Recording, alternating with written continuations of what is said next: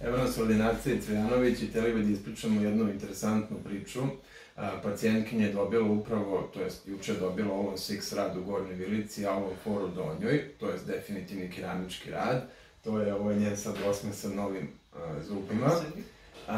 Gde je specifičnost ovog slučaja u tome što je u Gornjoj Vilici bila jako loša kost. Bili smo jako skeptični da li će to uspeti. Malo te ne, na prvom pregledu sam ja pacijenta teo nekako da odbijem i da kažem ovo će teško da ide, ali pacijent je bio, da kažem, uporan, pa smo došli na još jedan pregled i na kraju su se dogovorili da ipak uđemo u proceduru i ja sam se ogradio da li će uspeti da ugradim implant u Gornjoj Vilici dovoljno jako da bi privremeni rad mogu da predam gospođi odmah jer je ona nosila totalnu protezu.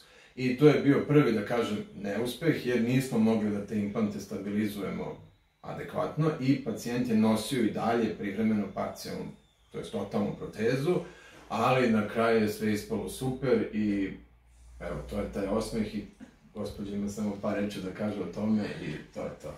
Na kraju, ako mi dozvolite, na kraju je ispalo više nego super.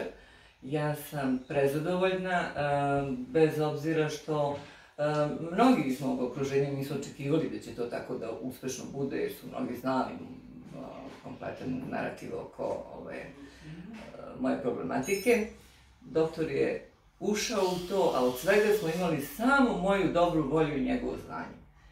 Ja se zahvaljujem, presrećna sam. Hvala vama na ukazanom poverenju i na strpljenju i na upornosti da mi to odradimo, jer ovakvi pacijenti nekad se ne uzimaju uopšte u rad. To sam shvatila na prvom viđenju, doktore, s vama, ali sam bila uporna jer sam negde osjetila da ćete vi to dobro da iznesete zajedno sa mnom.